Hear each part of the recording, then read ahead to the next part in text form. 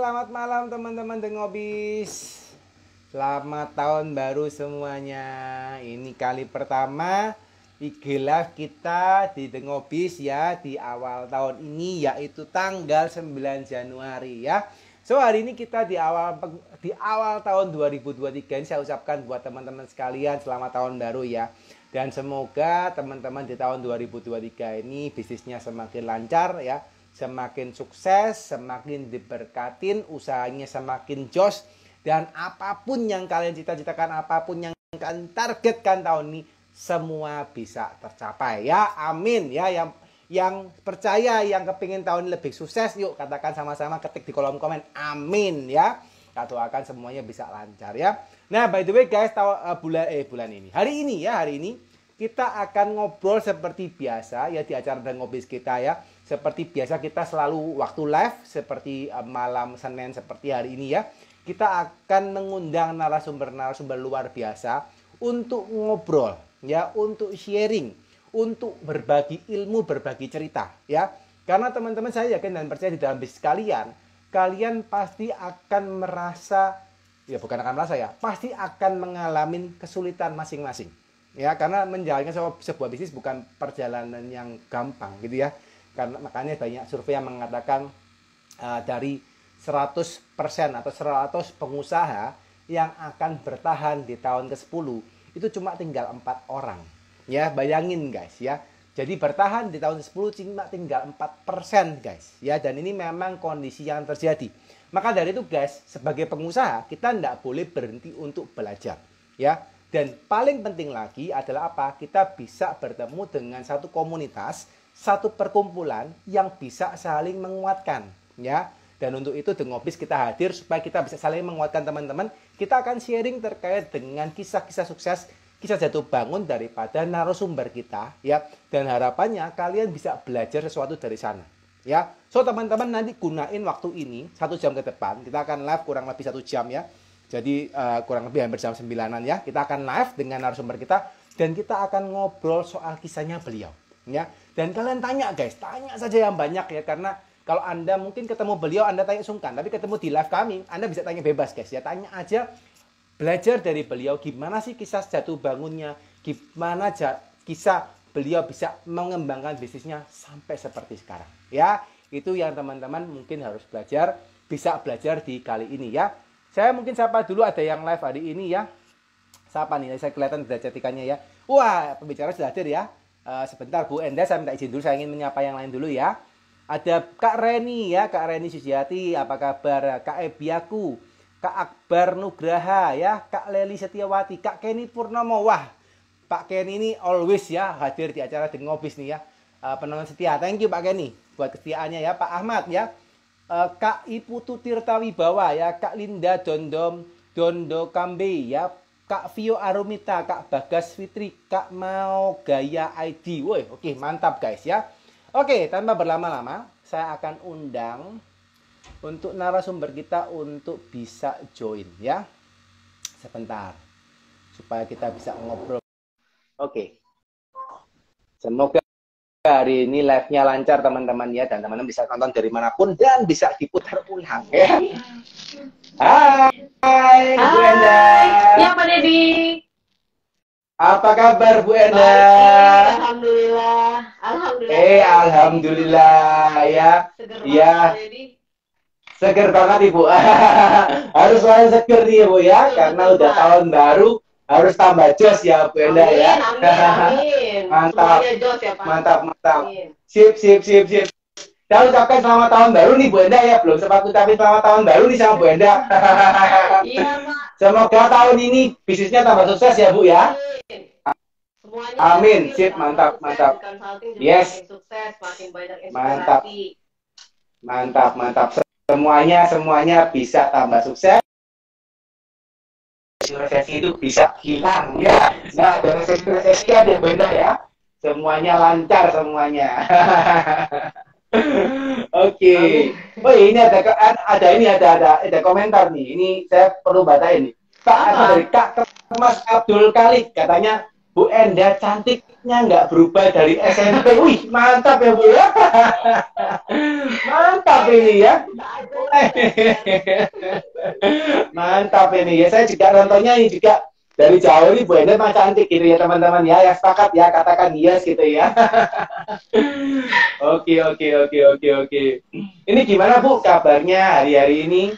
Hari Untuk apa ini namanya usaha? kabarnya baik, alhamdulillah. Seharian memang sejak resign dari kantor dan bisnis dari rumah, mungkin sebagian besar waktu dihabiskan di rumah ya gitu. Karena dulu waktu kerja, karena kalau waktu kerja mungkin hampir nggak pernah di rumah. Resign karena pengen banyak di rumah, makanya sekarang memanfaatkan waktu di rumah. Semua proses produksi kebetulan di rumah, belanja semua sekarang via online, tinggal telepon, tinggal pencet-pencet, semua beres. Jadi aku keluar rumah tuh kalau benar-benar urgent ada yang perlu aja sih, gitu sih. Jadi sekarang semuanya dikerjakan dari rumah ya Bu ya sekarang ya? Betul, betul. Oke, mantap, mantap, mantap. Ini teman-teman pasti nggak sabar gitu, karena di acara The Ngobis ini biasanya kita tuh sering mengorek gitu ya Bu ya, sering mengoprek gitu ya Bu ya. Iya, mengoprek kisah daripada narasumber gitu ya. Jadi nanti sebelum kita tanya panjang lebar ini kita pengen Bu, kalau boleh Bu Enda, mungkin boleh nggak Bu diceritakan riwayat hidup ini kan nggak masalah dengar Ibu ada pernah bekerja di perusahaan terus sekarang di rumah. Gimana sih Bu kisahnya sampai seperti sekarang Bu Enda?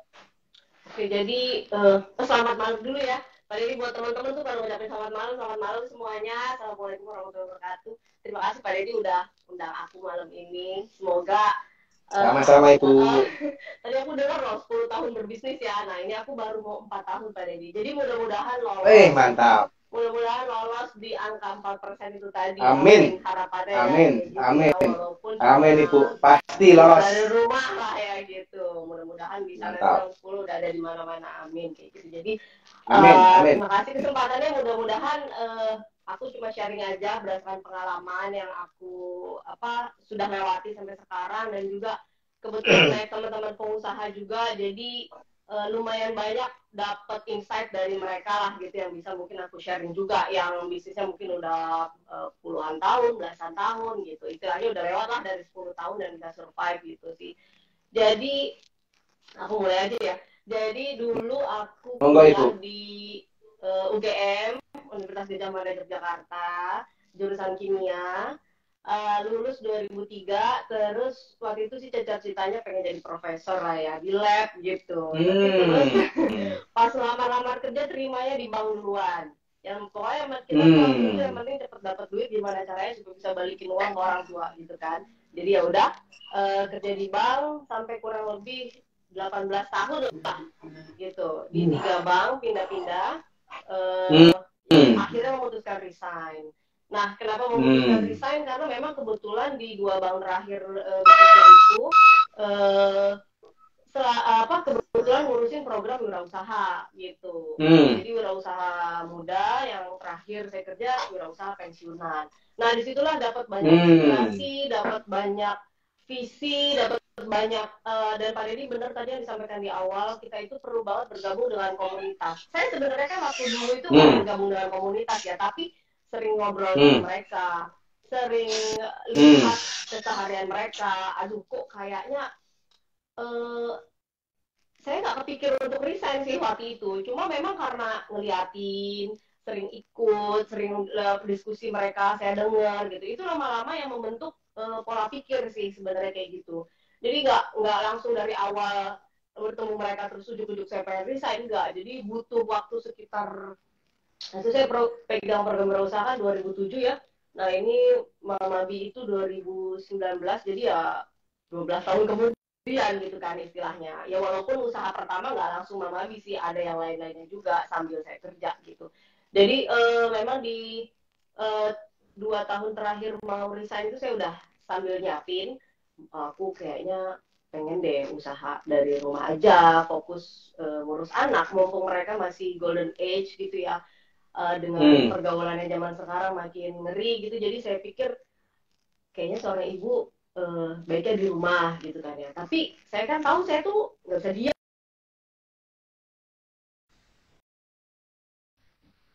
gitu. Jadi waktu itu berdoa aja terus, minta gitu kan ya sama Allah bahwa aku tuh mau di rumah tapi apa ya yang bisa aku lakukan tapi menghasilkan gitu. Yang aku juga melakukannya bisa senang gitu dan nggak banyak keluar rumahnya gitu. Ya udahlah, di akhirnya Lebaran Ramadan, jelang Ramadan 2019 lalu itu mulailah usaha ini gitu. Mama Bi itu namanya Bianca, nama anakku yang kedua itu Bianca. Gitu sih. Jadi awalnya juga nggak langsung seperti sekarang, lebih ke pokoknya mikirnya waktu itu aku apa ya, waktu itu kan dulu udah pernah coba kayak skincare, vitamin, terus habis itu jual baju-baju juga, jual jilbab, pokoknya apa ya, macam-macam lah yang bisa aku lakuin sambil kerja, yang penting jadi cuan gitu kan ya waktu itu, nambah-nambahin. Cuma ternyata itu ya buatku jadi latihan sebenarnya, jadi latihan untuk menjalani sekarang seperti itu. Jadi mikirnya apa deh, apa makan. Bagas. Oke, Ibu. Ya maklum Ibu kalau kadang-kadang lah seperti ini, mohon maaf. Iya, nggak apa-apa Pak, nggak apa-apa. Yang penting kita kembali. Kan gitu, kalau gagal siap, kita balik lagi. Iya, siap. Siap Kak jatuh bangkit lagi ya, Bu ya. Siap. Oke Bu, kita lanjut tadi Bu. Tadi kan terakhir Ibu cerita soal terakhir itu kalau nggak salah akhirnya Ibu memutuskan untuk ini ya, setelah di bank 18 tahun, bisa habis itu Ibu mau coba untuk akhirnya 2 tahun terakhir mempersiapkan ini ya, usaha nyoba jatuh bangun akhirnya terakhir buka usaha Mama Bi itu ya, mamanya Bianca katanya itu seperti itu. Terakhir ya. Ya. Benar Ibu. Jadi terus kalau saya boleh silakan. Silakan Bu, silakan. Bapak aja boleh. Saya kalau udah nyerocos susah berhentinya Pak. Pandai aja. Asik itu Bu ya. Kalau gaji ratus saya tinggal dengerin tuh. Teman-teman pada tambah asik tuh ya. Nah Bu, nyambung tadi.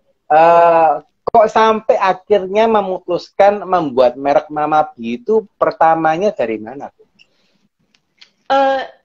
Jadi waktu itu kan akhirnya tadi saya kan bilang ya pengen usaha kuliner, cuma karena itu sepertinya dibutuhkan kan, termasuk primer lah gitu ya kalau untuk makanan. Cuma kan waktu itu saya nggak bisa masak apapun gitu ya, nggak punya skill, keahlian apapun saya zero lah gitu ya. Cuma jadi waktu itu saya ngambil repack, jadi saya ngambil dari orang. Jadi saya cari supplier cemilan-cemilan tertentu, saya repack cantik lah gitu kan. Nah itu karena gimana, saya itu kan orangnya kalau udah punya ide pengennya gercep gitu Pak, karena kalau nggak cepet ntar bisa hilang, nggak jadi gitu. Jadi harus bergerak gitu. Jadi ketika aduh pengen ini harus langsung bergerak. Jadi kenapa namanya Mama Bi, lebih karena aduh namanya apa gitu ya. Udah dihakikan sebenarnya, udah saya daftarin juga Pak, udah ada sertifikatnya. Jadi Bianca aja kali ya. Tapi apa ya? Oh, udah Mama Bi aja, mamanya Bianca. Karena gampang juga disebutinnya gitu, Mama Bi gitu. Jadi nggak repot lah gitu. Jadi ya udah gitu aja. Jadi banyak hal yang kayaknya terjadi. Ya udahlah begitu. Saya pikirnya semua tuh diperbaiki sambil jalan gitu. Tapi tentu saja kalau nama kan nggak berubah ya. Tapi kalau kayak menu apapun segala macam itu menyesuaikan dengan perkembangan lah seperti itu. Akhirnya kan makanya tidak ada rekan lagi, semua diproduksi sendiri karena memang ini Pak. Jadi waktu itu kendalanya sebenarnya laku, tiap saya ambil itu banyak terjual, pada beli juga. Cuma ketika ada orang mau pesan, itu orangnya suka nggak ada gitu. Jadi nggak ada barangnya, dan saya pikir lah gimana kok seorangnya kayak saya kan memposisikan diri saya sering sebagai customer gitu. Kalau saya pengen sekarang, pesan sekarang ya harusnya ada sekarang kan gitu kan. Kalau saya sering kosong, pasti kan saya otomatis cari langsung tempat lain gitu. Pesan lagi, kosong lagi, udah pasti nggak akan balik. Mana pesaing kan banyak banget yang jual kayak gitu ya Pak Deddy. Saya nggak punya waktu itu nggak punya nilai jual yang lain lah, maksudnya kelebihan yang lain yang bikin orang sepertinya akan selalu balik lagi gitu sih. Jadi nggak bisa kayak gini ini orang udah terlanjur pengen, masa pengen sekarang ditunda makannya minggu depan gitu kan. Ya udah cobalah bikin sendiri gitu, akhirnya ya belajar gitu ada. Jadi dasar pertama retake itu yang asalnya ibu juga nggak bisa membuat menu yang aneh-aneh, malah akhirnya karena masalah yang ada, orang banyak pesan, akhirnya ibu belajar ke sana, belajar membuat sendiri tadi ya. Betul, betul. Saya kan yang penting waktu itu bergeraknya aja dulu gitu, nggak mau terlalu lama mikir itu ya bu ya. Iya mikir, karena ketika kita lama mikir itu kok biasanya nggak jadi. Benar, nanti benar, begini, nanti begitu, belum ini, belum itu. Jadi pokoknya semua sambil saya cari, pesen, bahkan packingnya belum bagus, stikernya nggak ada, namanya masih bikin sendiri. Pokoknya semua serba disempurnakan sambil jalan kalau saya itu gitu. Oke. Menarik Bu. Ini memang kalau memang usaha ya. Kalau kebanyakan pikir bener kata ibu, nggak pernah ada yang jalan gitu ya, atau jarang jalan malah gitu ya. Benar. Malah harus dijalanin dulu gitu ya. Nah Bu, terus Bu, ini penasaran Bu ya. Tadi kan ibu ceritakan bahwa nggak bisa masak gitu ya. Terus waktu jalan bisnis pertama itu apa langsung mulus gitu tak Bu? Atau banyak kerikil-kerikilnya? Enggak, ya kalau makanan kebetulan gini, dulu kan waktu saya di kantor itu kan kebagian sering handle event, handle bos-bos lah kayak gitu ya. Jadi saya banyak belajar tahu soal rasa gitu. Makanan yang enak tuh seperti apa sih yang beliau-beliau suka gitu. Jadi mungkin kalau soal rasa saya tahu makanan enak kayak apa, tapi bikinnya nggak tahu waktu itu. Jadi ya trialnya adalah sampai dapat rasa yang enak menurut saya, karena sekeliling saya, teman-teman saya itu ya kan kurang lebih kayak saya gitu kan, saya posisikannya. Jadi saya harus dapat rasa yang enak, lebih ke kayak gitu sih Pak Deddy untuk trial awalnya ya. Dan ya karena nggak pernah kebiasa di dapur, otomatis ya gosong lah, ya banyak bahan kebuang lah, waktu kebuang lah gitu, kebuang lah gitu. Jadi ya pernah nangis di pojokan lah, pernah aduh capek banget, capain si gue nih gitu, udah kerja enak, ngapain sih begini banget gitu. Ada saat-saat kayak gitu. Tapi kalau sekarang mau sempat sampai berpikir kayak gitu ya Bu ya? Pikir Pak, maksudnya posisi di kantor kan sudah lumayan ya. Jadi kayak saya aja, ngapain sih gue pulang kantor masih repot banget ya bikin begini gitu.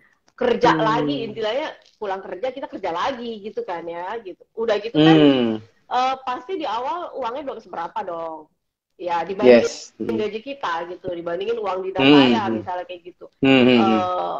Kayaknya nggak kelihatan gitu. Aduh ngapain sih gue nyari uang cuma untung istilahnya berapa puluh ribu kok sampai nggak tidur, sampai aduh kayaknya capek banget gitu mikirinnya.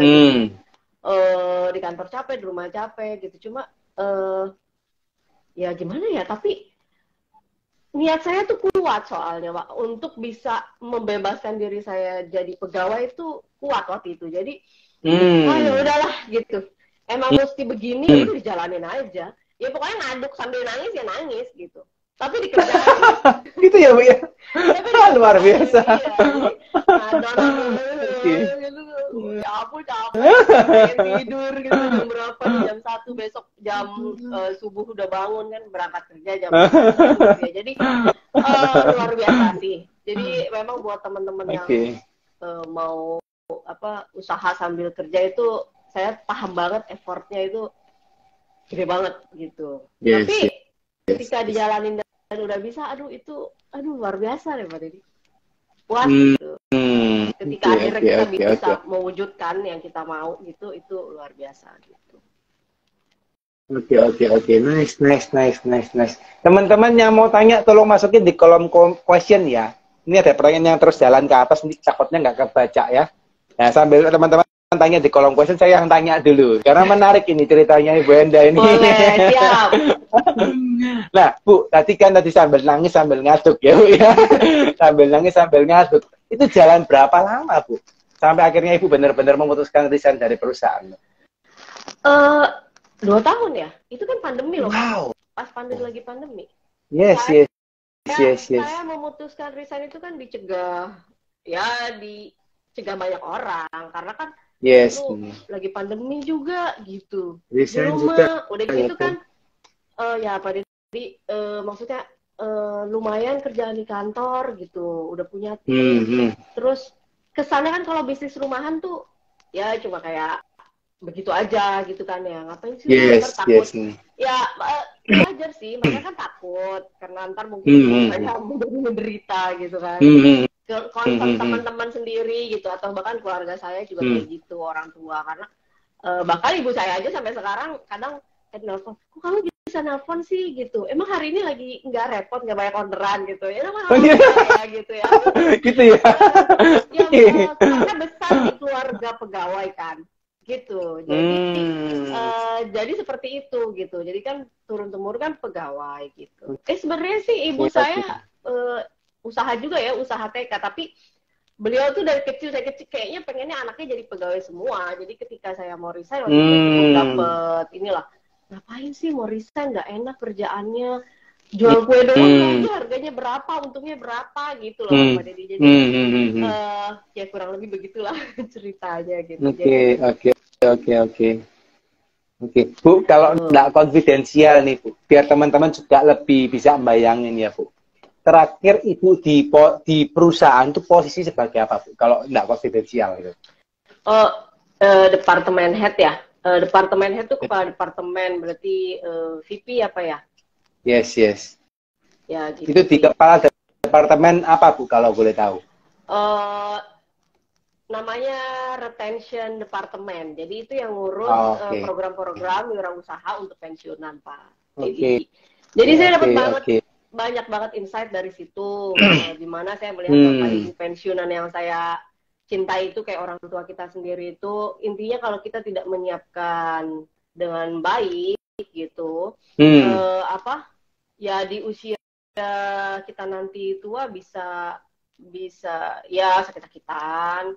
Bisa tetap bergantung dengan orang lain gitu. Jadi atau malah semua yang sudah kita kumpulkan juga tetap tidak ada gitu. Jadi memang ya intinya selagi kita masih sehat, masih dikasih umur, masih muda lah gitu, masih bisa produktif, ya kita semangat aja terus gitu sih Pak Deddy.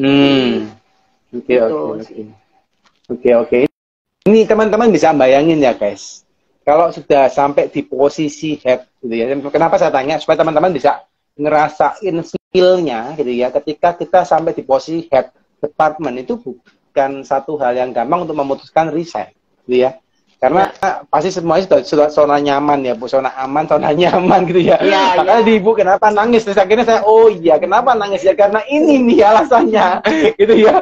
Pulang kerja udah capek guys. Itu kalau kemarin departemen kan sudah kerjanya banyak tuh gitu ya, nggak mungkin pulang tenggo ya Bu ya, pasti ada overtime-nya kan gitu.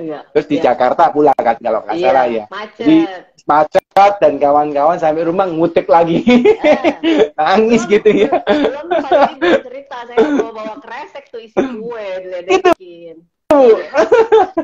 Itu ke kantor Bu, ke kantor atau gimana? Kantor ya kantor di jalan kadang suka diliatin juga gitu. Jadi ya mau beginian gitu. Bajunya kan rapi, mau beginian gitu. Iya. Tapi saya belajar banyak dari komunitas yang wirausaha dulu saya ikutin itu ya. Sampai sekarang sih masih sering kumpul ya wirausaha muda itu. Jadi lakuin dalam kamu nanti usaha pasti ada satu hal yang bikin kamu paling malu. Kalau kamu bisa lewatin berarti kamu aman lah, intinya kayak gitu. Ya udah jadi saya pikir apa sih yang paling malu ya bawa kresek doang. Ya malu sih sebenarnya kan Pak dengan jabatan gitu kok lu istilahnya kan kayak ya ampun gitu. Tapi apa ya? Tapi pokoknya saya ingat setiap saya merasa down, setiap saya merasa pusing nangis apa segala macam diledekin orang itu ingat gue melakukan ini karena anak-anak, gue melakukan ini karena gue pengen resign, gue melakukan ini karena pengen di rumah gitu. Itu Pak. Jadi why-nya emang harus ada why-nya sih. Why-nya kuat banget ya Bu ya, why-nya harus ada why karena kalau nggak ada why diledekin orang memble Pak. Iya ya, belum dengar kata orang nih. Bahkan orang terdekat. Itu biasanya paling perih ya, pedih di sesi kasih garam. Benar. Jadi itu yang mungkin karena orang lain kan nggak bisa lihat yang saya lihat ya gitu. Yes, Gitu. yes. Gitu Pak Deddy. Yes, mantap Bu. Mantap. Oke Bu, ini saya belum tanya tapi pertanyaan di kolom question sudah 13 orang nih Bu. Siap. Tapi saya pengen tanya dulu Bu. Ini saya penasaran nih, moderatornya soalnya tukang tanya gitu ya. Iya, saya tukang jawab, Pak. Nah, Bu, tadi kan Ibu ceritain ya bahwa Ibu resign berarti kan 2 tahun tuh. Berarti 2019 kan Ibu mulai mamati ya berarti ya, mulai mamati 2019. Berarti 2020-an Ibu mulai resign berarti ya, benar ya? Iya. Oke. Dan itu COVID kan, Bu?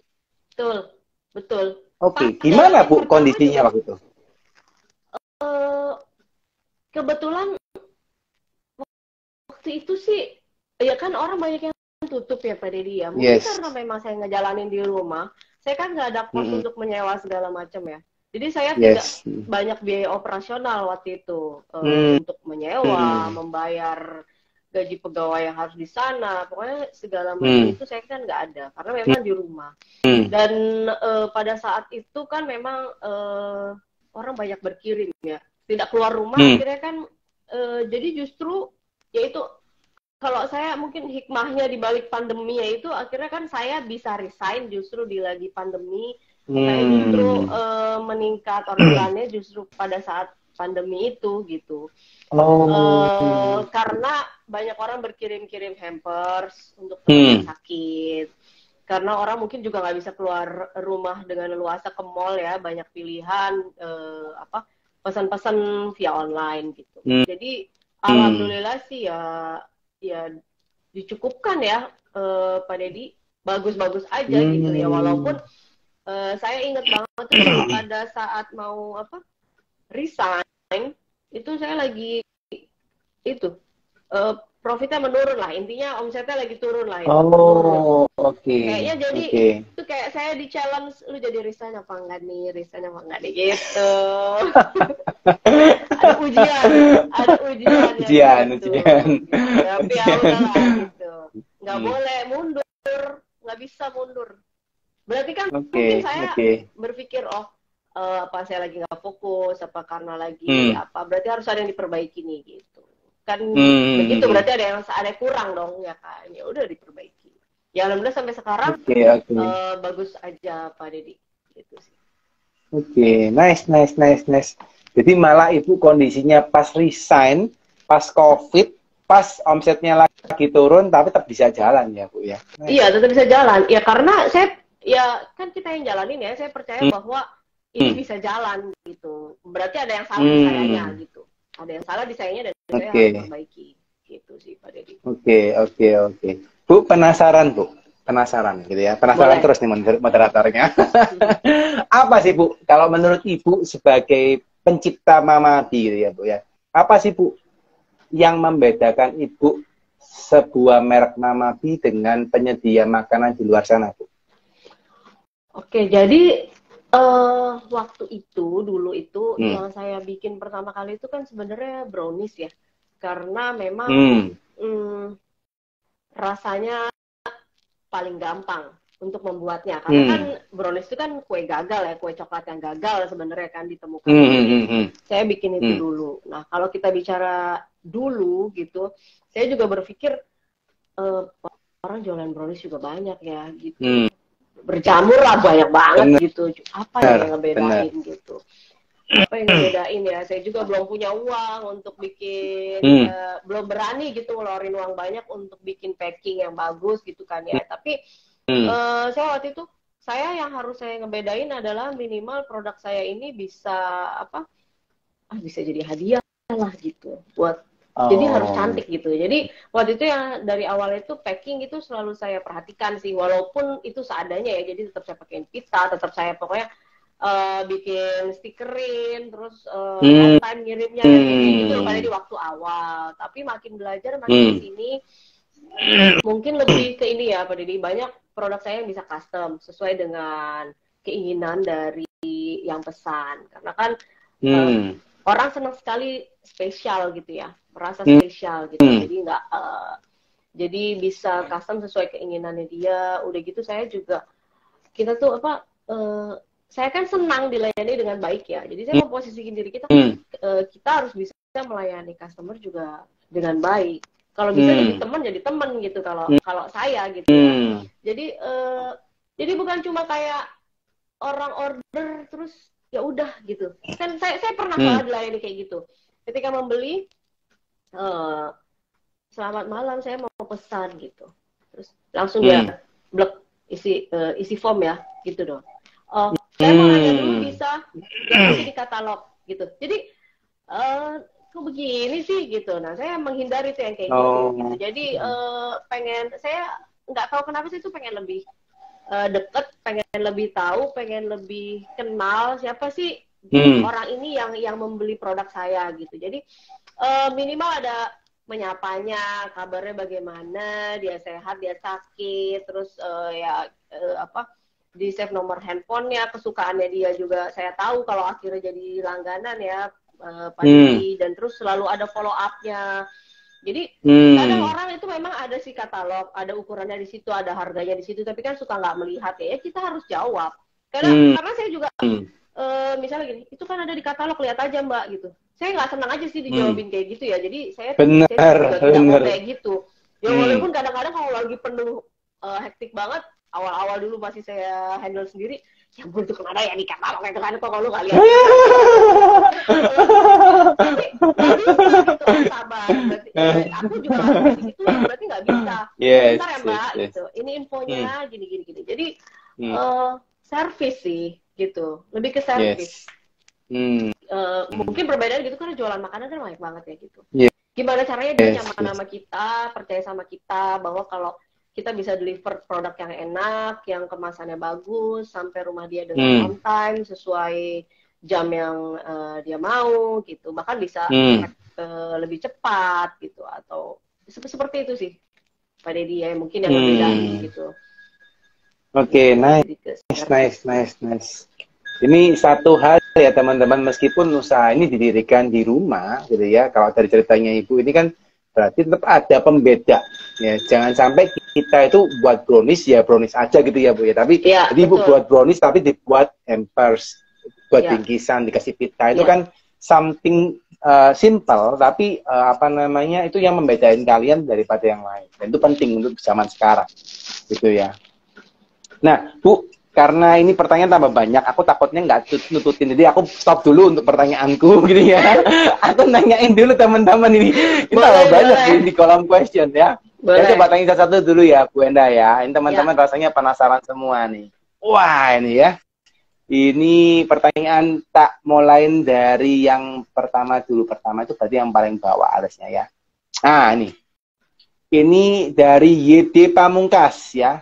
Oke, saya munculin Bu. Mbak Enda ya, Bu Enda gitu ya. Larinya cepet banget, weh. Ini pakai itu ya, pakai apa, boosting apa gitu ya. Gimana caranya? Aku ditinggalin gitu ya. Gimana nih? Pasti ada lah Pak Yudi ya. Beliau nih bercanda nih ngeledekin saya. Pak Yudi itu salah satu mentor waktu terakhir tempat saya kerja.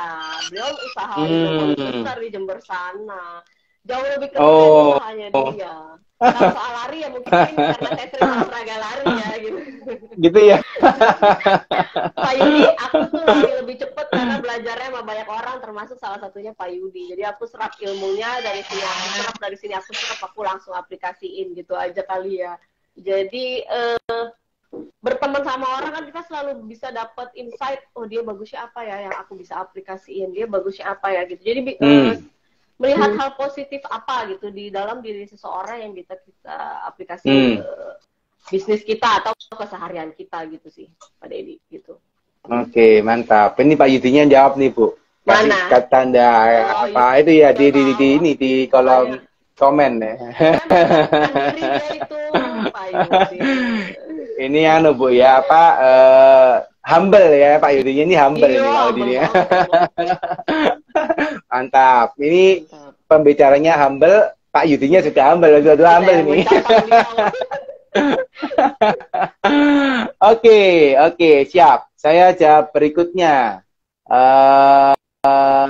dari Pak Bagas Arif FRT. Nah ini, bagaimana cara ibu memberanikan diri memutuskan untuk resign? Apakah karena untungnya sudah sebesar gaji ibu? Wah, ini agak konfidensial ya Bu ya. Tapi nggak tahu. Kalau ibu memang boleh jawab silakan. Tapi kalau konfidensial mungkin boleh dikip, nggak apa-apa. Iya. Jadi sebenarnya kalau cara memberanikan diri itu memang maju mundur waktu itu. Kenapa? Karena waktu hampir 18 tahun jadi pegawai itu kan nggak singkat ya, gitu. Yes. Cukup lama gitu. Tapi entah kenapa saya tuh selalu ada dalam pikiran aku kok udah nggak suka ya dengan yang aku lakuin sekarang gitu. Maksudnya aku pengen usaha aja gitu. Aku pengen kayak teman-temanku yang pengusaha, jadi pindah zona gitu. Jadi jadi waktu itu sempat maju mundur, jadi enggak. Nah, tapi ketika begitu mengambil keputusan jadi, langsung serius ngerjainnya. Nah, apakah karena, jadi ketika ditanya, Mas Bagas, ketika ditanya untungnya sudah sebesar gaji ibu, ketika saya memutuskan untuk resign, untungnya belum sebesar gaji. Ketika saya memutuskan untuk resign. Jadi gini, menurut saya ketika saya memutuskan wirausaha, waktu Mama Bi itu, saya belum tergambar kapan saya resign gitu. Tapi saya cuma mikir, saya nggak mau lama-lama lah gitu. Karena pahit Pak, ngerjain itu tadi, saya mau sampai kapan ngerjain double. Karena itu capek banget gitu. Gak lama lah gitu, 2 tahun, 3 tahun lah maksudnya. Nah, itu keputusan pertama ya, memutuskan untuk berusaha. Nah, keputusan kedua adalah ketika memutuskan, oh ini ternyata jalan kok gitu. Aku bisa survive dengan ini, ngerjainnya juga aku suka, aku happy gitu, dan mulai banyak pelanggan. Udahlah aku jadi lebih fokus aja sih gitu. Ketika ketika aku memutuskan untuk resign, itu jadi lebih fokus, walaupun untungnya belum sebesar gaji gitu ya. Nah, tapi ketika kita lebih fokus pas resign ya udah gitu, udah malah sekarang ya udah lebih besar tentunya dari gajinya gitu. Jadi gini, kalau aku mikirnya ketika kita nunggu sebesar gaji dulu baru resign, itu kemungkinan nggak terjadi gitu maksudnya. Jadi di otakku kita fokus untuk ngebesarin dulu, itu duitnya ntar datang gitu. Gitu. Jadi kalau kita otaknya, ya sebenarnya kan hitung-hitungan bisnis pasti ada ya gitu ya Pak Deddy. Tapi ketika misalnya, tadi kan saya udah cerita juga bahwa ketika mau resign justru pendapatan Mama Bi lagi turun gitu. Entah kenapa gitu, apa mungkin waktu itu saya lagi capek, atau saya juga udah lupa Pak Deddy. Atau karena saya lagi gampang-gampangnya lagi, atau lagi gimana ya, pokoknya itu justru makin turun. Kayaknya ada ini aja nih, ada challenge-nya. Mungkin Allah kasih, lo beneran gak sih lo mau resign gitu. Kasih tes lo dulu nih, yang ini dikit kalau kita bicara soal spiritualnya lah ya gitu. Yes. Ya terus saya bilang, ya ketika udah ngambil keputusan, ya jalan terus gitu. Sih. Jadi mungkin itu bisa menjawab ya Mas Bagas ya. Oke, ibaratnya kalau teman-teman boleh tahu ada quote itu namanya bakar kapal, guys, ya. Oh iya, benar. Bakar kapal. Nah, jadi kalau teman-teman berdiri di 2 kapal itu nggak gampang kan nyimbangin. Tapi kalau bakar kapal satu sudah, Anda pasti akan fokus mati-matian untuk ngerjainnya 1 kapal itu aja. Itu yang dilakukan sama Ibu ya, Bu ya, kurang lebih ya. Betul. Nah, oke, itu kurang lebih ya, Mas Bagas ya. Semoga menjawab. Oke, kita lanjut ya Bu ke pertanyaan berikutnya ya. Ini banyak nih. Ini dapur Mama Citra ya. Tips bagi waktu kalau usaha dengan anak yang masih kecil tanpa asisten. Woi, gimana Ibu ini? Iya inilah namanya mama ya, pasti nggak gampang ya. Jadi dulu kan Mbak Citra ya, Mama Citra ya. Mbak di rumah atau sambil kerja ya? Maksudnya kan saya juga nggak tahu nih ya. Kalau waktu dulu kan saya juga kan sambil kerja juga, sambil urus anak juga ya. Karena saya kerja pasti saya punya asisten di rumah gitu. Tapi jadi kalau jadi gini, kalau buat saya bukan soal waktu, tapi penting nggak penting. Soal penting nggak penting. Kalau penting pasti disempetin waktunya, gitu. Jadi gini, dulu itu saya ingat bahwa saya kan harus profesional di tempat kerja ya. Jadi melakukan bisnis itu sambil pagi-pagi waktu berangkat ke kantor, ngecek ada orderan apa, udah semua bahan baku yang ngerjain siapa, bla bla bla, kerja, udah pokoknya itu sampai tank, kerja, jam istirahat, yang tadinya biasanya saya hihi sama teman-teman makan apa, segala macam lah gitu, saya jadi pindahin ngurusin bisnis gitu. Jadi ya memang ada hal-hal yang harus dikorbankan ya, kayak saya jadi tidak makan siang bareng lagi misalnya gitu, nggak keluar-keluar banyak lagi misalnya, sama ya pulang jam kantor, selama di jalan pulang itu ya saya optimalin untuk ngerjain usaha gitu ya, termasuk Sabtu Minggu. Ya mungkin kalau misalnya anaknya masih kecil ya Mbak atur waktunya dengan ini ya apa ya, menunggu dia tidur misalnya, atau dianya main, maksudnya kalau sama anak itu harus dikasih tahu, tetap menurut saya walaupun dia masih kecil, dikasih pengertian gitu, mama melakukan ini untuk ini, kamu ini ya gitu, lebih ke gitu sih. Sampai sekarang bahkan anak saya ya udah SD sama SMP juga tetap saya libatin gitu, kasih tahu, mama ini di sebelah nih pada ngeliatin ini dua. Ya, gitu. Makanya ini saya di kamar, Mantap Ibu, Jadi, mantap. Ya balik lagi ke itu. Kadang-kadang orang berpikir manajemen waktunya gimana gitu, tapi itu bisa diatur waktunya kalau kita anggap penting, intinya gitu. Ketika penting, benar. Ya entah gimana, mungkin tengah malam bangun, lihat nonton YouTube resep-resep misalnya kayak gitu ya, atau pagi-pagi bangun lebih pagi gitu untuk ngeberesin segala urusan anak. Jadi nanti ya lebih ke gitu sih. Jadi yang ngatur kan di rumah kita masing-masing berbeda ya, harus dicari sendiri salahnya di mana gitu. Kalau saya sih gitu. Jadi mantap. penting atau nggak penting gitu, Mbak Citra. Mungkin lebih simpelnya Bu Citra bisa ngatur skala prioritas gitu ya Bu ya. Betul, iya betul. Di mana duluan diatur. Gitu. Ya betul. Yes. Tapi pasti bisa gitu ya maksudnya Bu ya. Pasti keluarga urus anak tetap lebih utama, udah pasti. Tapi ya itu tadi, insya Allah bisa diatur lah. Karena kita semua punya waktu yang sama kan, 24 jam. Ada yang bisa sukses, ada yang istilah sejam kita bisa ngatur waktu, ada yang lebih milih scrolling handphone, ngeliat medsos yang nggak jelas, tapi ada yang baca buku jadi dapat ilmu, intinya gitu. Jadi mau milih yang mana gitu. Yes, depend on us ya Bu ya, kurang lebih ya. Betul. Oke, mantap. Ya, semoga jawab ya Mama Citra ya. Makasih, dan semangat Citra. Terus ya, meskipun tidak punya asisten ya, harus bisa. Oke, lanjut Bu. Wih, tambah banyak nih. Oke, teman-teman nggak janji bisa habis nih ya. Cuma kita coba usahakan ya, karena rencana sampai jam 9 nih harusnya kita udahin. Nupus ini rasanya. Ini boleh nih. Dari Kak Nupus Sakiatun, bagaimana cara memasarkan produk kita lebih luas sedangkan kita tidak punya relasi dan atau banyak teman, Bu? Nah, gimana nih menurut Ibu?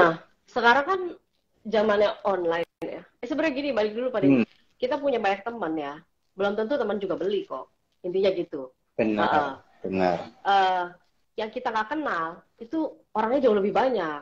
Jadi jadi itu yang pertama. Nah yang kedua, Mbak Zakiatun kan sudah paham kalau kita nggak punya banyak teman ya. Aku nggak punya banyak teman nih. Nah sedangkan kan aku harus menjual.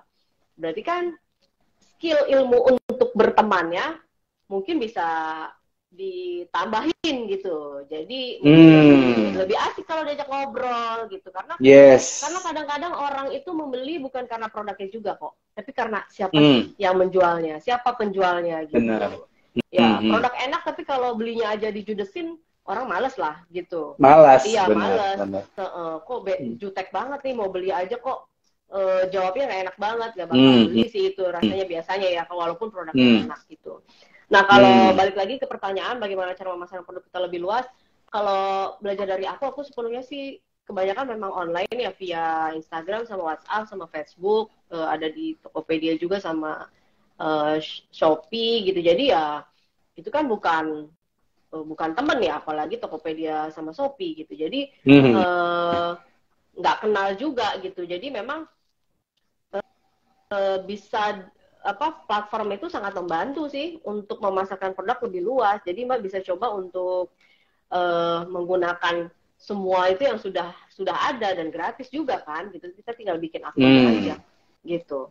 Jadi ya kalau mau jualannya di mana sebenarnya tergantung dari targetnya kan, target pasarnya siapa nih. Kalau misalnya mungkin orang-orang yang berkumpul di IG ya di IG, apa anak jualannya produknya anak-anak ABG, kok ABG ya banyak nggak juga sih, teman saya juga banyak pakai TikTok misalnya, ya jualannya di TikTok gitu. Itu juga kayaknya banyak banget sekarang orang keranjang kuning itu kan di TikTok ya gitu. Jadi tergantung dengan Mbak berjualan ke siapa gitu. Jadi mungkin memasarkan produknya bisa dipilih dulu gitu di yang mana, di media sosial yang mana, sambil kita upgrade ilmu untuk gimana sih caranya bisa jadi berteman. Enak loh Mbak, aku nih maksudnya justru dengan usaha ini jadi nambah temen banyak gitu, karena aku pelangganku aku jadiin temen gitu.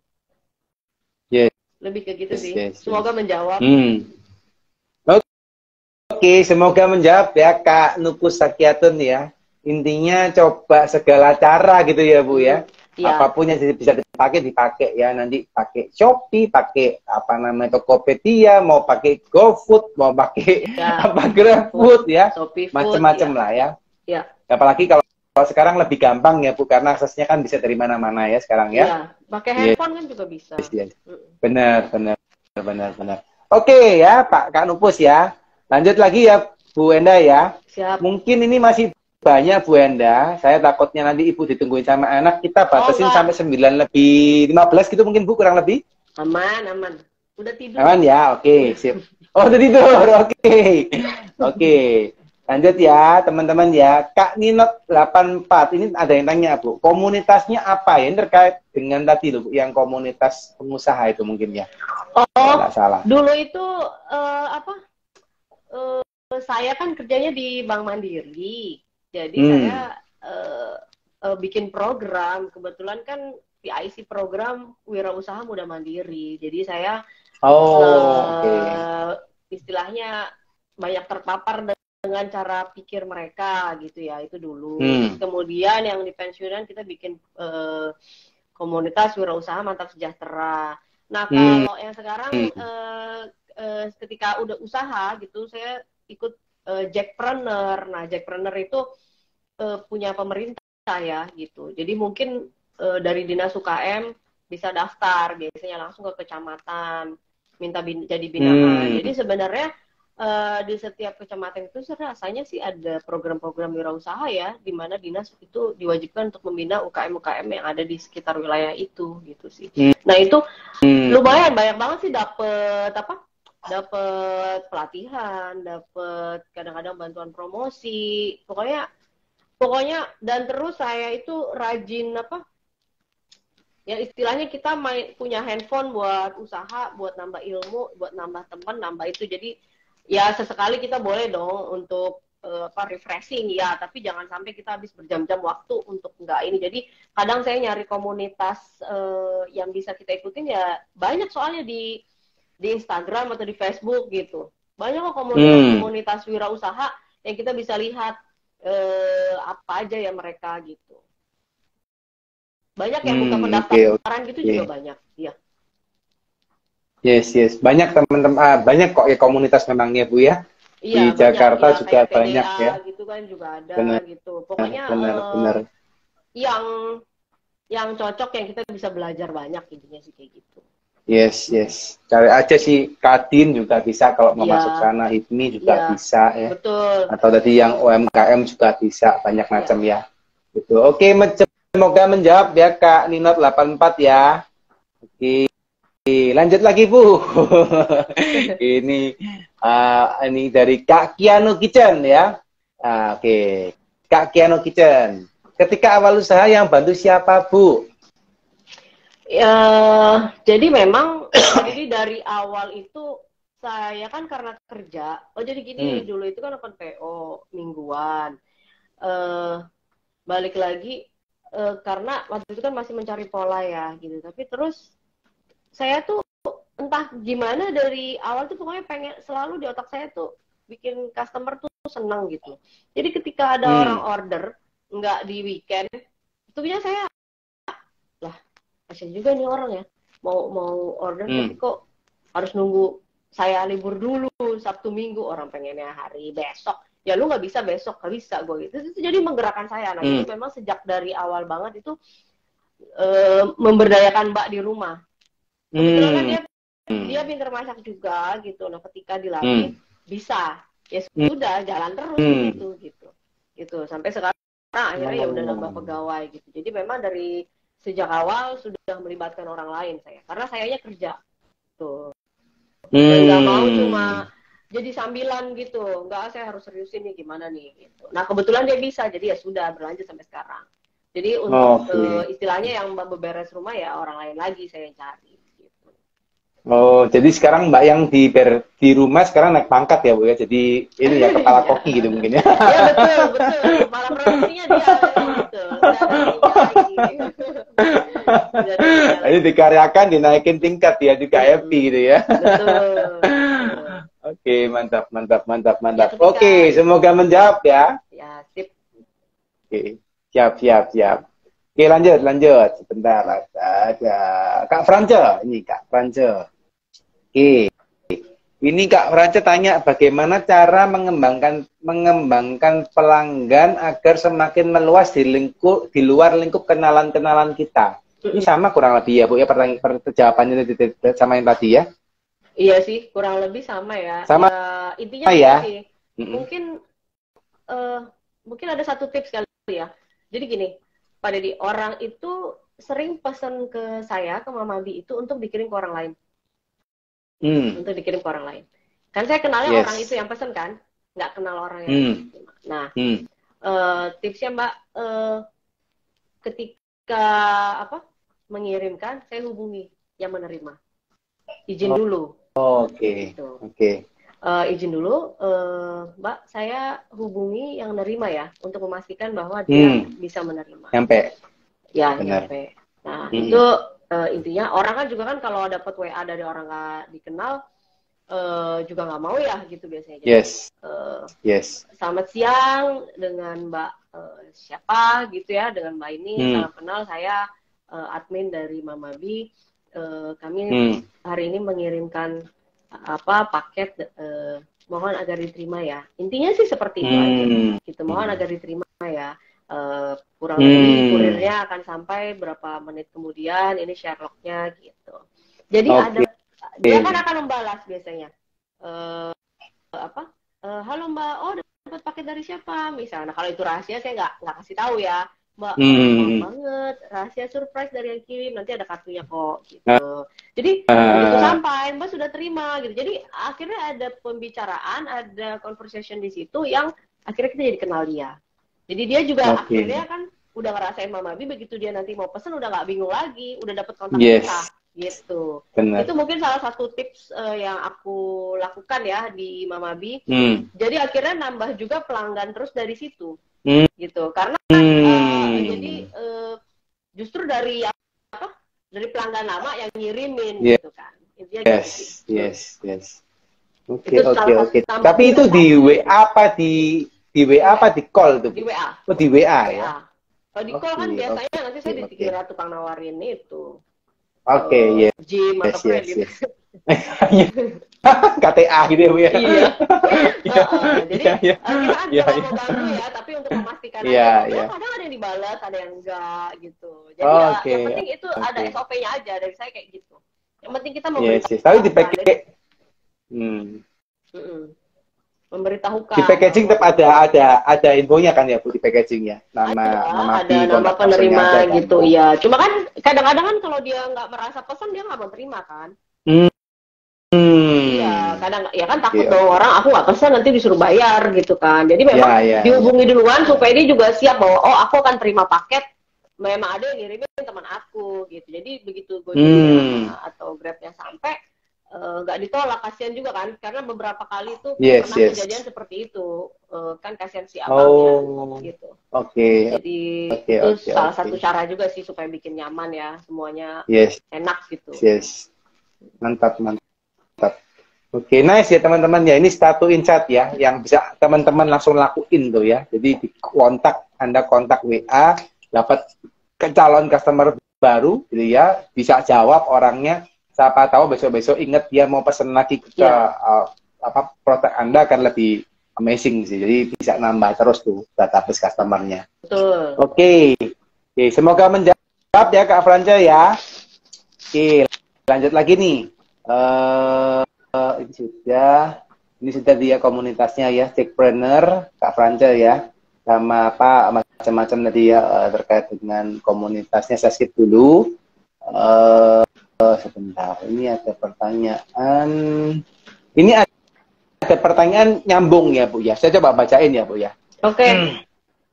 Em, yang pertama dari Wulan ini semua Wulan MRY Bu. Wulan MRY ya. Saya pernah lihat postingan Mbak pernah ikut kursus. Nah, ini boleh nih. Kalau boleh tahu biayanya berapa? Kursus apa ya Mbak Wulan ya? Karena saya ikut macam-macam sih. Mungkin maksudnya kursus bikin kue kali ya. Kalau kursus bikin kue itu ya mulai dari 100.000 sampai jutaan juga ada. Gitu. Jadi tergantung dengan materinya biasanya sama level ininya deh biasanya sih chefnya ya gitu ya, mentornya gitu. Tapi ya pokoknya mulai dari 100.000 ada sampai yang jutaan juga ada. Tapi Mbak, berapapun angkanya, saya itu pulang gimana caranya duit saya balik gitu. Duit Yes, sejuta, 20 juta benar. yang saya keluarin untuk kursus itu gimana caranya cepat balik gitu. Harus balik. Iya, Benar. harus cepat balik. Jangan sampai nggak balik Iya. gitu sih. Gitu. Ya, kalau nggak balik sayang ya Bu ya. Iyalah, sayang lah. Ngapain saya kan buang-buang waktu, buang-buang duit gitu, buang tenaga juga. Jadi gimana caranya cepat balik. Jadi ya udah langsung praktek di rumah, dirasain bikin sendiri udah enak atau biasanya sih saya adjust ya beberapa gitu ya supaya lebih enak menurut saya gitu ya. Jadi ya udah baru difoto langsung jualan gitu, nggak lama langsung jualan. Jadi biasanya kayak gitu. Gitu. Kalau kursus-kursus yang lain seperti kayak saya kadang ikut kursus pengembangan diri juga, misalnya kayak ya desain atau apa, video atau apa, atau keuangan gitu ya, itu juga macam-macam. Jadi tergantung gitu. Nah itu sesuaikan dengan kondisi Mbak Wulan aja yang paling Mbak Wulan butuhin apa gitu. Yang paling berdampak pada bisnis aja sih menurut saya harusnya ya, yang diikutin kursus dulu. Dipele-pele ya Bu. Ya, sesuai dengan kebutuhan usahanya waktu itu ya. Betul. Karena kan itu uang keluar ya, kita harus mikirin yang apa gitu. Dan untuk terutama mau ikut kursus apapun, mau dapat ilmunya kalau nggak dipraktekin ya udah, cuma teori doang. Yes, benar. Kalau belajar tapi nggak dipraktekin percuma juga. Betul. Sayang juga ya Bu ya, udah buang waktu, buang tenaga, buang uang juga. Oke ya, semoga kejawab ya Kak Ulan ya. Oke, lanjut ya Bu, masih Kak Ulan juga. Ya. Ini dia ada 2 pertanyaan yang menggabung. Ini di bawah nih. Mbak, aku nggak ada basic dalam perkuliahan dan berbagai makanan, tapi sedang belajar untuk usaha ini. Ini saya nyambung sama yang tadi ya. Terus, ini Bu. Aku juga gak ada basic. Apa yang harus saya lakukan sedangkan saya modalnya masih sedikit?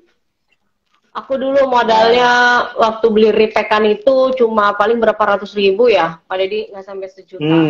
Cuma beli, aku ingat beli kue, beli kacang mede, macam-macam rasa. Udah itu aja, paling 200-300 ribu. Nah itu pokoknya ada profit diputer, gitu aja terus. Jadi kan kita serba salah ya, begitu nanti modalnya besar, orang pusing. Aduh kok modalnya besar banget, aku nggak punya. Begitu modal kecil nggak jadi melangkah gitu. Jadi ya benar. Jadi ya melangkah aja, nggak apa-apa sedikit. Emang biasanya segitu ya nggak apa-apa gitu. Dari modal yang ada, Mbak puter lagi, beli dari yang sedikit itu, atau bisa pakai sistem open PO Mbak. Kan tetap harus keluar modal ya. Misal open PO kita bisa minta DP dulu. Nah, itu uang itu bisa kita jadiin modal untuk membeli. Sebenarnya kan kayak gitu. Oke, jadi nggak masalah ya. Ya, dan waktu mulai Mamabi itu juga aku cuma 1 juta kok, Mbak. Beli oven yang cuma 600.000, loyang, buku resep, bahan, itu pokoknya 1 juta. Oke. Jadi modalnya nggak gede-gede, jangan besar-besar dulu ya Bu, ya malah di awal ya. Iya, yang modal terbesar itu niatnya. Niatnya sama waktunya ya Bu ya. Untuk sambil nangis ya Bu ya. Oke, gitu ya Kak Wulan ya. Mulain aja dulu, yang penting bisa dan semangat gitu ya. Jadi nggak usah bingung, modalnya kecil masih bisa juga. Bahkan sekarang kalau modal itu bisa dapat permodalan dari pihak lain gitu ya. Kalau memang bisa cari. Ya, tapi kalau enggak ya bisa ya nabung-nabung dari gaji gitu ya Bu ya. Ya, bisa cukup ya. Ya, betul. Gitu. Betul. Oke, siap. Lanjut ya Bu ya. Masih bisa Bu dilanjutin ini kurang lebih? Bisa ya? Siap. Siap. Oke, wih mantap nih ya teman-teman ya. Ini pembicaranya top tier nih teman-teman ya. Dijawab semua. Oke, lanjut Bu Pak Setiawan, Kak Setiawan ya. Bun boleh kasih tips untuk cewek. Oh Setiawati, sorry Kak Setiawati ya. Bun boleh kasih tipsnya untuk harga jual atau menghitung HPP. Oke. Enggak Bu, enggak silakan. Mbak Setiawati mau yang ribet apa mau yang gampang? Kalau mau yang gampang, tapi kalau saya suka yang ribet sih. Kalau mau yang gampang. Monggo Bu. Misalnya semua harga bahan bakunya itu dihitung. Harga bahan baku dihitung ya Mbak. Sampai air-air segala juga jangan nggak dihitung. Jadi total berapa, biasanya itu dikali minimal 2 kali atau dikali 3 kali amannya. Benar. Itu jadi harga jual. So, kalau Mbak baiknya sih ketika serius usaha itu benar-benar dihitung. Jadi Mbak pakai bahannya apa aja, misalnya tepung terigu, coklat, gula, dan segala macamnya itu total berapa, plus packingnya apa aja berapa. Jangan ada satu pun yang terlewat, kayak misalnya cuma alas plastik, yaitu plastik resepnya, stikernya, pitanya, apapun yang ada melekat di produk itu kita jual itu harus dihitung gitu. Nah itu total berapa? LPG-nya termasuk ya Bu ya? Iya betul. Nah itu LPG, gasnya, air buat nyucinya, listriknya, kayak gitu. Nah biasanya kan alat-alat yang kita pakai juga kan ada masanya juga tuh. Jadi nanti kan suatu saat pasti usang akan rusak gitu ya, misalnya nah itu ada biaya penyusutan juga bisa dimasukin. Berapa persen, misalnya 10 atau 15% dari total biaya bahan baku tadi. Terus kalau kita juga boleh menghitung biaya tenaga kerja gitu misalnya ya. Kalau ada yang membantu, jadi masukin aja walaupun belum ada yang ngebantuin, misalnya masih kerja sendiri, nggak apa-apa dimasukin, karena itu jadi standar kita. Nanti ketika ada yang bantuin ya itu mungkin ya itu buat dia, intinya kan kayak gitu. Benar. Itu total berapa, ya udah Mbak mau jadi total berapa ditambahin, Mbak mau profit berapa, akhirnya jadi harga jual gitu. Jadi harga bahan baku, kemasan, biaya penyusutan, termasuk tadi jangan lupa gas, listrik, cuci piring, segala macam itu, cuci alat-alatnya ya, aku cuci piring, cuci alat-alatnya, loyang segala macam itu jangan lupa dihitung gitu, dan baru total plus profitnya Mbak mau berapa, jadi harga jual kayak gitu. Oke, ini cara yang pertama ya Bu ya. Cara kedua Bu? Cara kedua yaitu tadi Pak, dihitung harga bahan baku langsung dikali 2 atau 3. Oh oke. Kalau gitu. yang cara yang kedua itu dihitung bahan baku langsung kali 2 kali 3. Tapi kalau yang cara lebih ribet tadi dihitung sampai detail ya. Tapi kalau benar-benar pengen usaha harusnya dihitung benar-benar detail, karena kita jadi tahu angka profit kita itu berapa gitu. Cuma kalau mau cara cepat, ya itu tadi sih bisa aja gitu. Biasanya sih udah ada profit di situ, tapi kita jadi nggak tahu persis banget sih. Jadi cuma kira-kira. Ya rada nggak jelas ya Bu ya gambarannya. Iya gitu. Oke, semoga menjawab ya Kak Setiawati ya. Jelas banget nih penjelasan dari Bu Enda ya. Oke, lanjut ya Bu. Sekarang bawah. Ini kelihatannya penting nih. Kak Anissa, saya introvert Mbak, sulit bergaul tapi ingin jadi wirausaha. Apa bisa ya? Udah nggak nyaman di lingkup kerja. Nah, monggo Bu, gimana Bu kalau gini Bu? Mbak Anissa, saya kenal banyak banget pengusaha introvert ya, tapi sukses usahanya gitu. Jadi kasihan dong kalau orang introvert terus nggak boleh sukses gitu. Maksudnya nggak boleh wirausaha. Jadi gini, ya sebenarnya gini,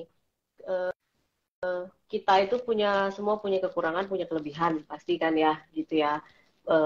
Ketika kita tahu bahwa kita sulit bergaul, sedangkan ketika mau jadi wirausaha dibutuhkan skill untuk lebih bisa bergaul, nah kita akan mendorong diri kita untuk mau belajar gitu. Walaupun diri kita introvert ya, aslinya kan introvert. Saya juga sih, enggak ya, pada ini nggak ada introvertnya. Maksudnya jadi gitu. Jadi gini, untuk kita menjadi, apalagi pekerja terus jadi wirausaha itu adalah hal yang sangat berbeda. Tapi ketika kita tahu kekurangan kita di mana, sedangkan untuk di tempat yang itu bisa diperbaiki gitu maksudnya. Apalagi nggak apa-apa Mbak Anissa, misalnya ya, Mbak bisa temenan, Mbak mungkin punya teman yang temennya banyak orang gitu. Bisa bantu dia untuk ngejualin, itu juga bisa. Aku nggak tahu deh Mbak punya teman yang ekstrovert nggak atau punya teman yang bergaulnya banyak. Jadi aku juga ada teman yang dia bahkan nggak bisa ngomong tapi semua idenya di dia. Nah dia partneran sama temennya, yang temennya banyak banget. Nah itu juga bisa gitu. Jadi kita tinggal mencari. Nah gini, begitu kita ada niat itu kuat, itu akan bertemu dengan orang-orang yang tepat. Biasanya kayak gitu. Benar. Bertemu dengan orang-orang yang tepat yang akan saling menguatkan lah intinya. Ketika kita introvert tapi kita punya ide, ketemu sama teman ekstrovert, banyak teman yang nggak bisa mikir ide apapun, nah itu kan cocok gitu. Jadi nyambung, saling benar. menguntungkan, saling kita ini. Jadi ya, nah aku kan nggak tahu nih di Mbak Nisa bagaimana kondisinya, tapi ya mungkin kalau dari mungkin bisa kolaborasi dengan orang lain atau juga ya udah sambil berjalan, mungkin kan bisa baca ya karakter yang diperlukan untuk jadi seorang wirausaha itu seperti apa sih gitu. Tapi BTW di dunia sekarang yang semua sekarang jualan via online ya, itu kan nggak harus orang yang muncul juga sih. Ya nggak sih Pak Deddy? Kan nggak harus orang yang muncul gitu. Bener Yang Bu, penting bisa barangnya yang pakai muncul, kayak orang lain yang muncul, gitu, timnya yang muncul gitu. Bener. Jadi nggak harus kitanya gitu. Benar. Gitu. Tapi mungkin satu tambahan buat Bu Anissa ya. Kalau Anu tuh kalau bisa jangan melabel diri itu yang kalau pengusaha ya. Jangan melabel diri saya introvert atau saya ekstrovert gitu ya, atau saya melankolis, saya sanguin tuh. Karena anyway saya sendiri orangnya dulu introvert. Tapi karena dibutuhkan untuk menjadi ekstrovert, harus jadi ekstrovert. Gitu dan belajar. Betul. Gitu. Dulu misalnya orang melankolis karena butuh sanguin harus disanguin, butuh kolik jadi kolerik, kan gitu. Jadi tidak bisa kita melabel karena kalau belajar dari ini ya kepribadian manusia, semua kepribadian itu bisa dipakai di saat yang dibutuhkan. Ya. Gitu. Ya, memang bawaannya introvert nih memangnya, tapi bisa toh belajar. Gitu sih. Flekmatis ya Pak? Flekmatis. Saya Bu. Saya dulu pragmatis melankolis, Bu. Sekarang munculnya dominan sama influence. Jadi kolerik sanguin. Karena kebanyakan ngomong sama ngatur orang. Melankolisnya mulai hilang. Tapi tetap ada sih. Waktu lihat filmnya Avenger itu yang Iron Man-nya mati, saya di bioskop nangis saya, Bu. Melankoli banget. Siap. Melankolisnya muncul. Ya. Oke, lanjut ya, Bu ya. Lanjut ya. Oke. Kak Ardian Tirta ya, Kak Ardian Tirta. Nah, Mbak, bagaimana Mbak bisa menekan biaya produksi dengan pemakaian kemasan yang menarik dan sudah di custom? Bagaimana bisa menekan biaya produksi dengan pemakaian kemasan yang menarik dan sudah di customize? Jadi gini, waktu awal ya, Mas Ardian, biaya untuk membuat kemasan baru yang custom itu nggak murah gitu, karena lebih bagus food grade dan bisa mendesain sendiri gitu. Jadi itu tentu saja berkali lipat daripada yang saya bisa biasanya. Ya, karena emang wirausaha harus agak ada modal-modal nekatnya dikit, saya pikir saya kan tujuan awalnya memang pengen jadi hampers ya. Jadi orang yang ngasih seneng, yang nerima juga seneng. Gitu. Ya udah, Bismillah, lakuin aja. Dan benar, jadi mungkin saya sebenarnya nggak menekan biaya produksi, tapi yang beli lebih banyak jadinya. Karena gini, orang itu mungkin Pak Deddy yang lebih tahu kali ya. Apa aku nggak tahu berapa persen, tapi rata-rata sebagian besar pasti visual. Ya kan? Orang kan visual. Ada dua barang sama, ada dua produk sama, isinya brownies misalnya ya. Tapi pasti dilihat yang packagingnya lebih menarik duluan. Betul nggak sih Pak Deddy? Ketika memilih suatu produk yang sama, pasti dipilih yang packagingnya lebih menarik duluan. Nah, itu yang saya coba ambil dengan memberanikan diri untuk membuat kemasan custom. Karena saya ingin berbeda daripada yang lainnya. Nah, tapi kita jangan salah, kita harus memastikan bahwa ketika itu dimakan, itu juga harus enak gitu. Benar. Karena kalau cuma kemasan doang yang menarik, tapi rasanya nggak enak, orang nggak akan beli lagi. Balik. Betul, nggak akan balik. Ya beli pertama iya, karena kan bagus nih. Tapi nggak akan beli lagi, karena rasanya nggak enak. Jadi sebenarnya kemasan itu menurut saya penting, karena itu yang membuat orang jatuh cinta pertama kali gitu. Membuat orang membeli pertama kali gitu. Dan baru keduanya ya ketika dibuka gitu. Dibuka, ya iya enak ya, udah packagingnya bagus, produknya enak, ya udah aku pesen lagi gitu. Intinya kalau dikasih ke orang nggak malu-maluin aja, karena itu kan merepresentasi diri yang ngasih. Yes, benar. Gitu. Jadi ya benar tuh, dia nanya lagi kualitasnya, iya harus dijaga. Gitu. Bukan cuma luarnya aja, karena saya kadang-kadang juga ada beli sesuatu impulsif ya, karena kayaknya cakep banget nih gitu, tapi dimakan belum tentu enak, juga ada juga Pak Deddy gitu. Jadi nah saya nggak mau kayak gitu. Tetap sebenarnya produknya yang harus enak sih gitu, menurut kita semua masing-masing ya. Karena kan gini, saya belajar semua orang punya target kok, kita tinggal target pasar kita yang mana. Istilahnya brownies 30.000 ada, brownies 100.000 ada, brownies yang jual 200.000, 300.000 juga ada. Mau ambil yang mana gitu. Jadi ya packagingnya pun menyesuaikan gitu sih. Oke, nice ya, semoga menjawab ya Kak Ardian Tirta ya. Anyway, kalau saya sempat ke Jepang teman-teman ya, kalau kita belajar dari negara Jepang, itu mereka UMKM-nya itu packagingnya cantik banget, UMKM-nya. Jadi mereka nggak ada yang packagingnya kayak asal.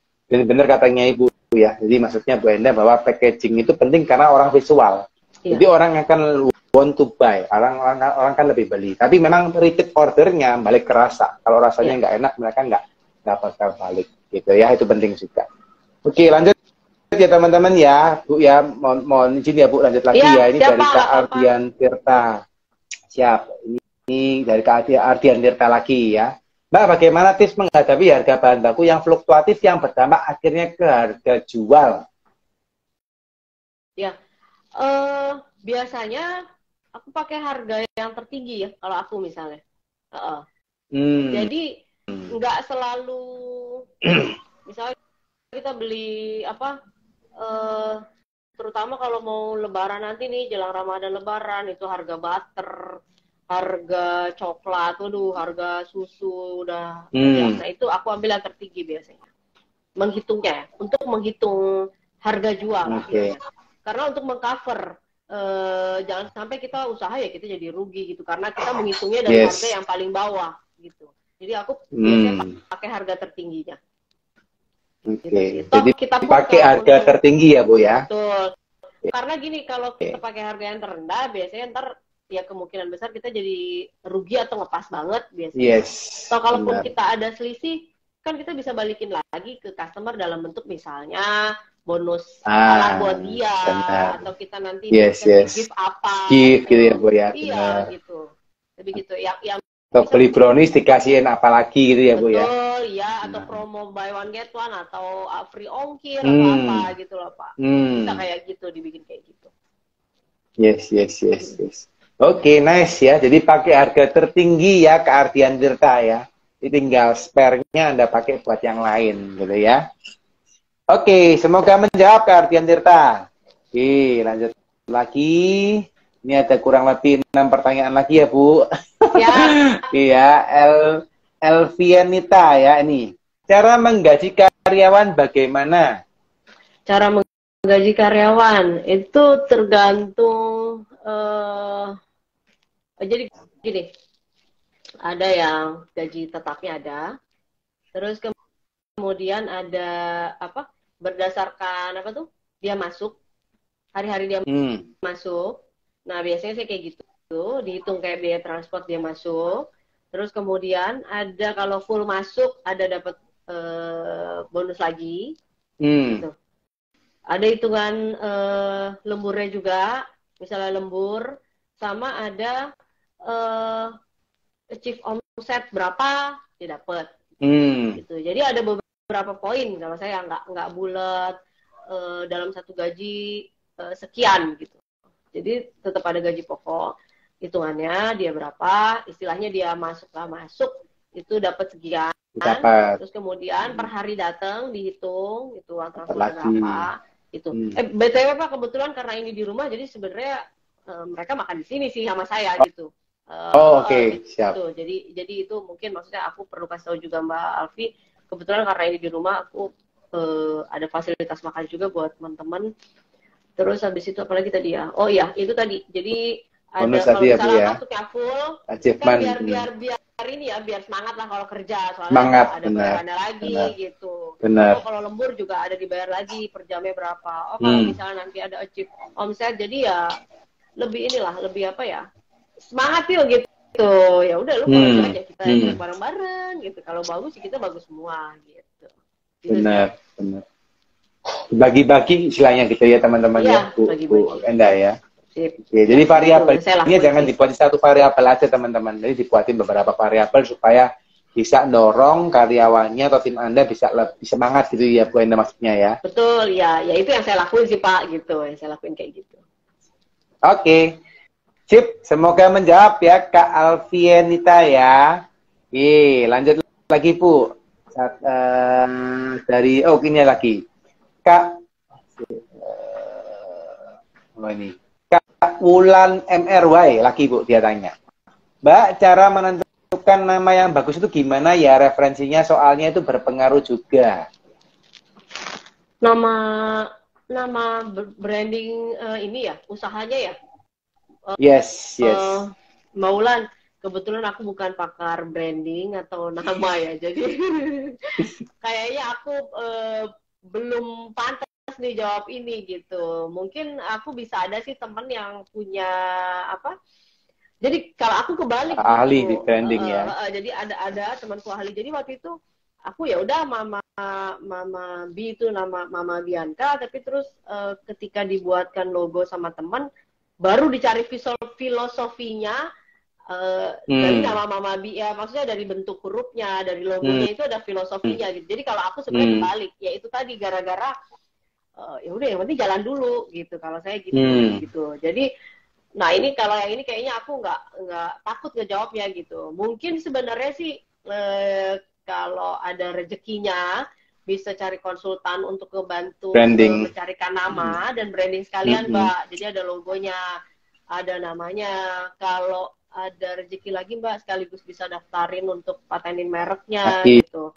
Hakinya sekalian supaya nanti ketika sudah besar nggak ribet lah, nggak ini sama orang lain gitu. Jadi atau Mbak sering-sering lihat, saya kadang suka cari ide itu di lihat aplikasi Pinterest tuh Pak Dedi. Yes, Pinterest tuh banyak banget. Aku sering dapat ide soal packaging, soal nama apa itu dari situ juga gitu. Maaf ya Mbak Wulan. Oke, nanti sambil browsing Kak Wulan ya. Ya, oh ya, tapi setahu aku kalau Mbak Wulan ini produk makanan juga kan ya, jangan sampai namanya itu sesuatu yang nantinya tidak bisa lulus kalau lagi ngurus halal, intinya sih gitu. Oh. Ada kriterianya tuh, misalnya pakai nama-nama yang setan gitu, atau Mie Pokoknya setan itu nama-nama yang nggak boleh berarti Bu ya. Hah? Misal Apa Pak? kayak ada merek mie setan itu Ya, kan berarti nggak bisa masuk itu halal kayaknya berarti ya. nggak boleh itu. Terus ada beberapa kriteria yang memang tidak diperbolehkan gitu, yang konotasinya negatif gitu. Yang konotasi negatif itu tidak diperbolehkan, walaupun mungkin nyeleneh gitu ya, tapi tidak diperbolehkan. Jadi mungkin bisa dicari tahu juga itu apa yang takutnya nanti udah banyak yang orang kenal, tapi ternyata pas ngurus halalnya nggak bisa lolos karena cuma soal benar. nama. Kan Penting. sayang sekali gitu. Penting bener. Halal ini juga penting ya Bu. Kalau misalnya dapat halal kan juga bisa lebih terpercaya ya secara komposisi dan kawan-kawannya. Dan setahu saya di 2024 itu semua harus sudah sertifikasi halal. Betul. Benar. Sudah masuk ke berita juga itu halal. Oke, thank you Ibu ya. Semoga dapat insight ya Kak Weni tadi ya, kalau nggak salah ya.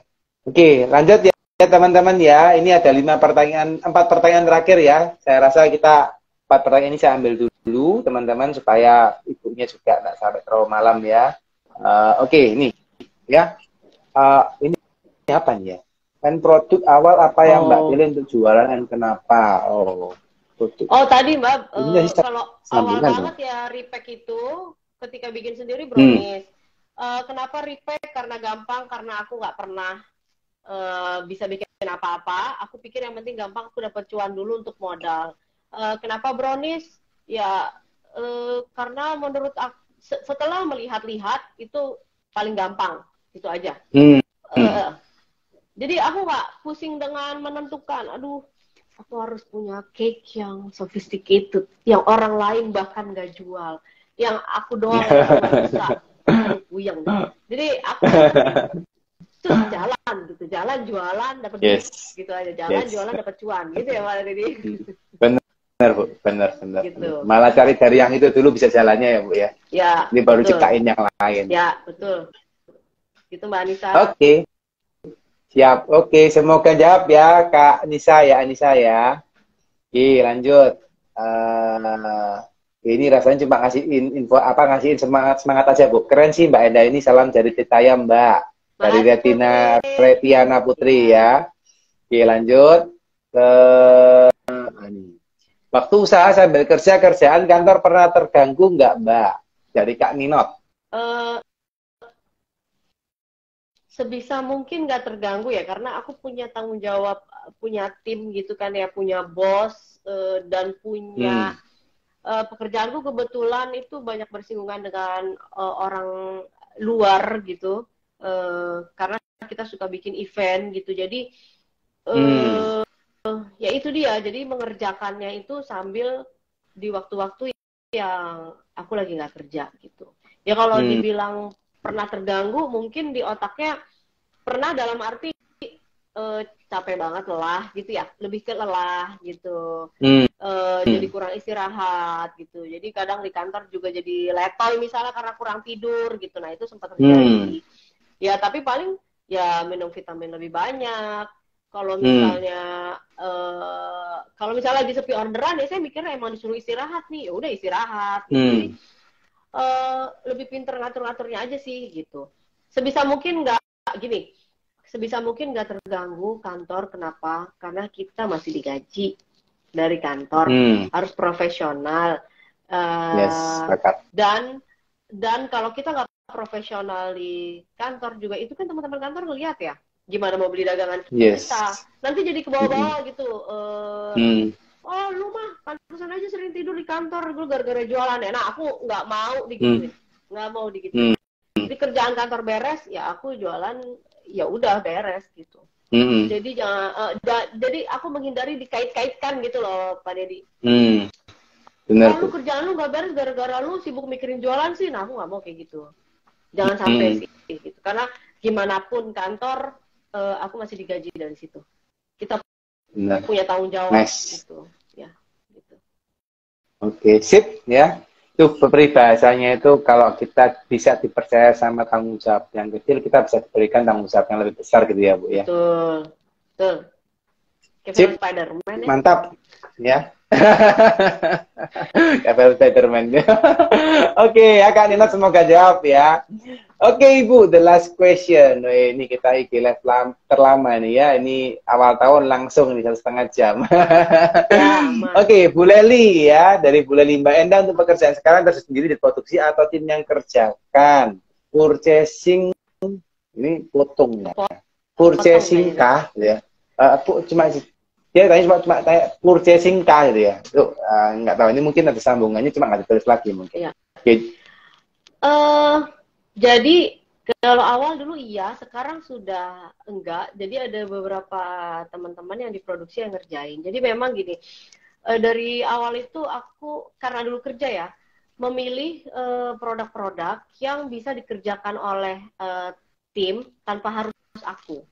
Karena kalau harus ada akunya, bisa aku gimana mau kerja gitu kan ya. Padahal di dinas luar kota juga gitu Pak Deddy. Jadi nggak jadi jualan dong gitu, karena orangnya nggak ada gitu. Jadi jadi itu makanya saya menu-menunya itu memilih memang yang bisa dikerja, walaupun custom ya, itu tetap bisa dikerjakan sama tim gitu. Saya suka masih terjun sendiri di produksi kalau lagi kangen satu pengen ikutan ngerjain, atau memang harus yang menghias banget yang saya harus turun tuh baru saya kerjain gitu. Tapi sebisa mungkin tim yang ngerjain karena saya udah punya porsi yang lain gitu. Intinya kan cari market, cari yang beli siapa nih gitu. Punya strategi apa di tahun 2023 itu saya yang mikirin, kan nggak mungkin mereka yang mikirin gitu. Jadi kita bagi-bagi gitu. Intinya sih gitu. Yes, ya. Bener ya, semangat Bu Leli ya. Yang disampaikan sama Bu Enda ini harus banyak tim yang ngerjakan gitu ya Bu ya. Kalau ngerjakan sendiri terus nanti nggak bisa gede-gede usahanya Bu ya malahan ya. Betul, ya awalnya sih memang ngerjainnya kan cuma sedikit, tapi ya kan bisa berkembang gitu. Itu sih Pak. Oke. Sip. Oke, semoga menjawab ya Kak Leli ya, Bu Leli ya. Iya, itu tak lihat lagi. Bu, ini tiba-tiba satu lagi Bu yang tanya Bu. Saya tanyain boleh? Boleh. Lagi apa-apa. Satu boleh ya? Ya, boleh. Oke. Ini terakhir ya teman-teman ya. Bonus dari Bu Enda ini ya. Tips apa Bu ketika awal-awal kita punya karya supaya dia senang kerja sama kita? Apa ya? Jadi kebetulan gini kan, kalau dari pengalaman saya itu waktu yang tadi yang Mbak di rumah itu memang udah kerja lama sama saya gitu kan. Jadi memang udah cocok lah gitu intinya. Tapi ketika dia berubah shifting jadi berbeda pekerjaan, itu kan cukup challenge di situ karena biasanya tidak melakukannya. Nah itu tentu aja intinya adalah menularkan semangat, menularkan apa ada yang di kepala kita itu kita infokan. Kenapa sih kita melakukan ini gitu. Jadi saya ngasih tahu terus, aku tuh pengen resign, aku tuh pengen ini buat anak-anak, aku tuh pengen ini bla bla bla, dan aku yakin ini bisa berhasil. Kalau aku bisa ngejalanin ini bisa makin besar, kamu kan gajinya juga akan lebih banyak, nanti punya tim gitu. Nah pernah juga ada kejadian saya rekrut orang itu nggak lama dia resign juga gitu ya, karena ada tidak jujur lah intinya kayak gitu. Jadi memang ya itu lagi seleksi lagi gitu. Jadi apa ya, kita jadi apa adanya ya, harus ya itu balik lagi ke pelanggan jadi teman ya, tim juga saya jadi teman juga gitu, bahwa keluarga malah kalau bisa ya gitu kan. Kan dia kerja sama kita, tanggung jawab saya ini orang hidupnya gimana nanti ke depan gitu kan, jadi tanggung jawab saya juga gitu ya. Saya pengen berhasil, ayo dong kita bareng-bareng, intinya sih kayak gitu.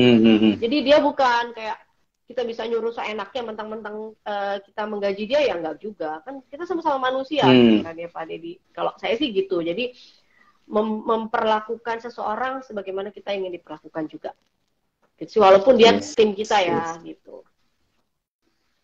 Oke, nice. Itu pertanyaan terakhir, jawabannya juga luar biasa ya teman-teman ya.